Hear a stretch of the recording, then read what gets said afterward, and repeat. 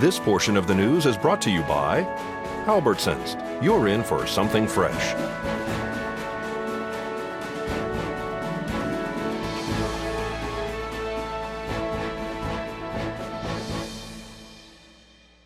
And welcome back to News 46. More than 300,000 hip replacement surgeries are performed each year, and by 2030, that number is expected to nearly double. But as those numbers grow, so do the chances of complications, like one leg being longer or shorter than the other. Marty Salt tells us about this little-known problem that can carry big consequences.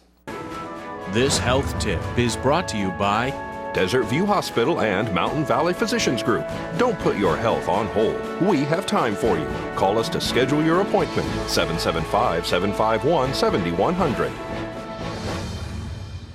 This is Chuck walking. You can see in this home video the huge difference in the length of Chuck Westendorf's legs just after a total hip replacement surgery. Imagine a 1.5-inch difference in his limbs.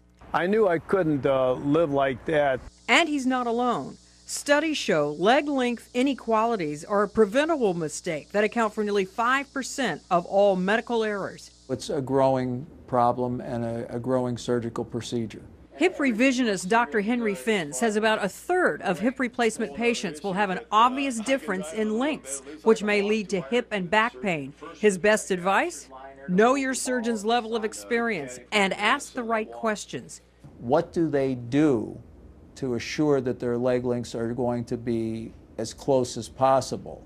If there is a problem, early intervention is critical in these situations. Chuck came to see Dr. Finn just a few weeks after his surgery at another hospital. The leg is over lengthened, the femur is pushed down. Taking Chuck from this to this. I feel just blessed being able to have an opportunity to live a normal day. It's overwhelming. It brings tears to our eyes every time. We just feel like we owe his life to Dr. Finn for what he did for him. Now he's free to walk tall again. I'm Marty Salt reporting. In some cases, a heel lift may be all that's needed to fix a minor discrepancy in leg length. If it's an obvious difference, Dr. Finn recommends having revision surgery within the first 6 weeks if possible, so the bone hasn't had a chance to fuse. Other complications from hip replacement surgery include chronic back pain, shoulder pain, hip dislocation, and sciatica that can make standing or sitting nearly impossible. One person was reportedly injured as a result of a two-vehicle accident last night in front of Horizon Market. Tonight's accident report is brought to you by Stovall & Associates. Don't expect insurance companies to have your best interest in mind. Stovall & Associates cares. Let us help you if you have been involved in an accident.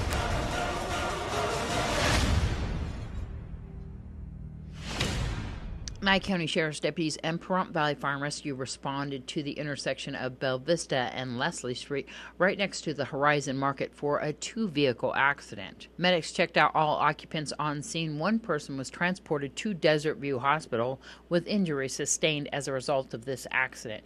Nye County Sheriff's Dispatch reported a possible argument as a result of this accident. Both vehicles sustained front-end damage and were not drivable. Nye County Sheriff's deputies are investigating. This is Deanna O'Donnell for News 46.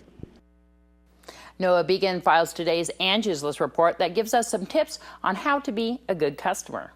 Many people say the customer is always right, but how you behave as a customer can impact the customer service you receive.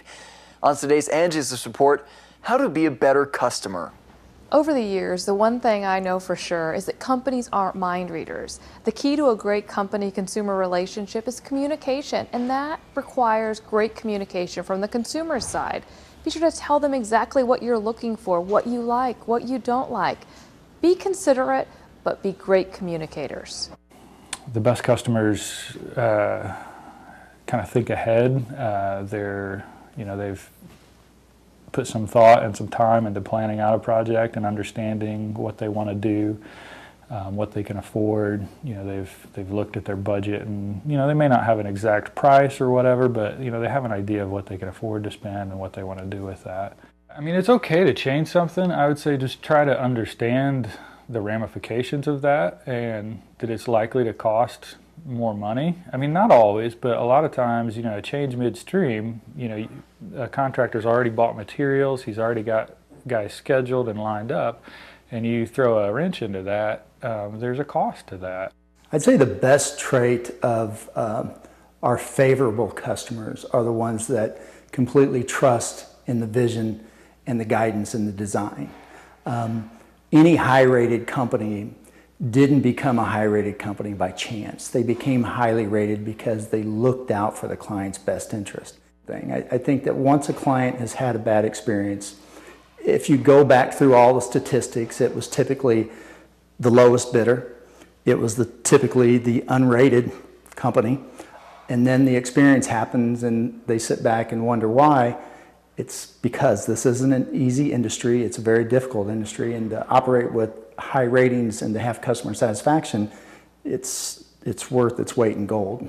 I know not everyone's comfortable speaking up in a situation. You know, sometimes I'm not. But it's important that you understand exactly what you're looking for and take it from a fact position instead of getting emotional. Kind of explain, here's the rule, set things out in the beginning of the situation, beginning of the project, so you have guidelines, and it'll make the communication much easier. Angies List says it's important to be open and honest with contractors during the hiring process. Keep them updated and let unsuccessful bidders know when you've made your final choice. Don't worry that you're offending them. It's much more polite to give service providers the information they need to move on. I'm Noah Began for News 46.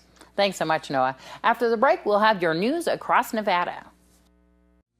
Join us at the Pahrump Nugget Hotel and Casino with the #1 gaming experience and entertainment. The Pahrump Nugget has the #1 dining experience at Stockman Steakhouse, Golden Harvest Cafe, and the Gold Miners Buffet. Come get your game on at the Pahrump Nugget Hotel and Casino.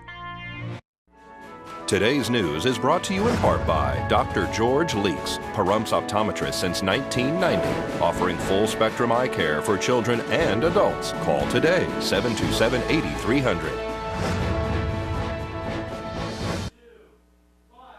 Taxable sales in Nevada rose 2.1% in November over the same month in 2012.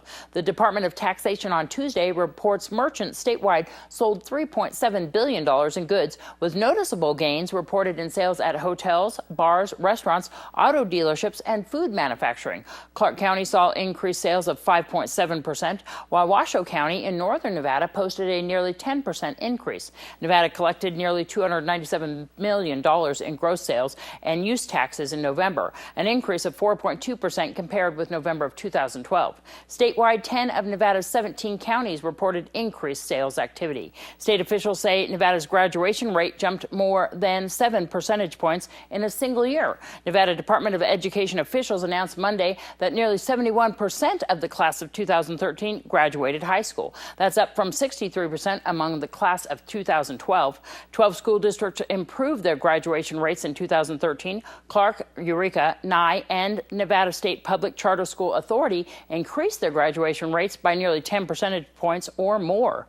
Governor Brian Sandoval says the rate still needs to improve, but says the data is a firm indication that Nevada is moving in the right direction. He says efforts to reduce class sizes, improve services to English language learners, and implementing all-day kindergarten programs will yield more gains. The biggest gain showed up among Hispanic students, who posted a graduation rate that was nearly 10 percentage points higher than it was in 2012.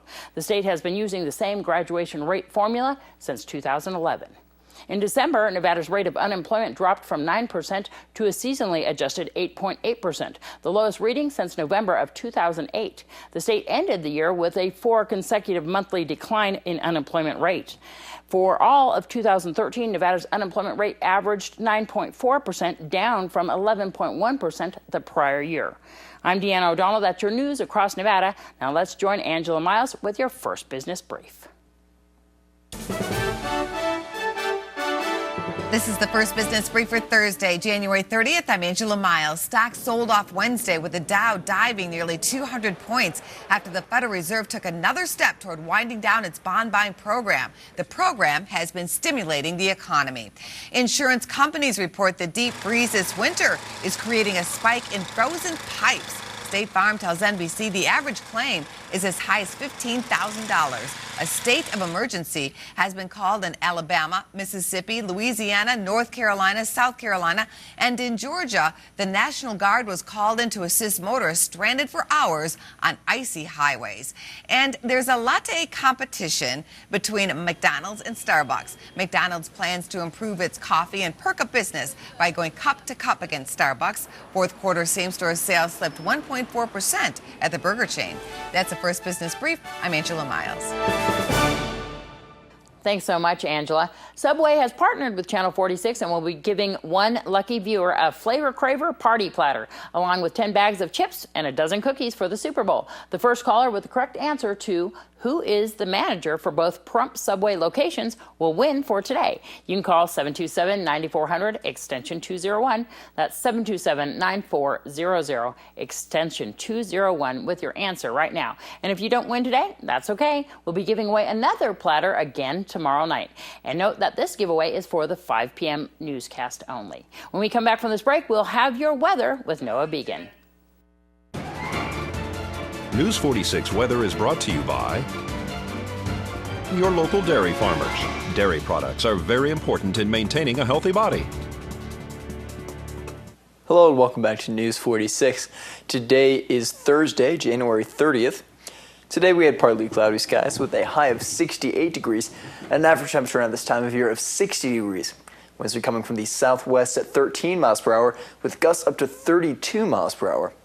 The UV index today was 3, which is moderate. Humidity was at 34%. Sunrise is at 6:46 this morning, and the record high in 1971 was 72 degrees.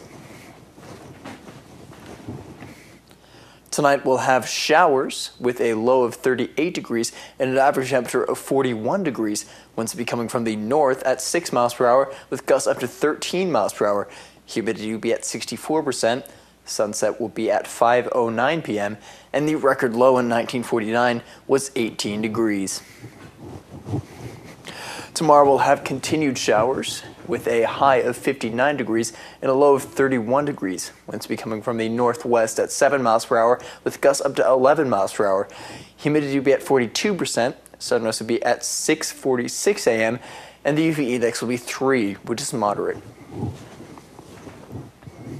For our 7-day forecast, we have a mostly cloudy week. Your high temperatures will be ranging from the mid-50s to the mid-60s, and your low temperatures will be ranging from the high 20s to the mid-30s. Wow, showers. It's going to be another bad hair day. There you go.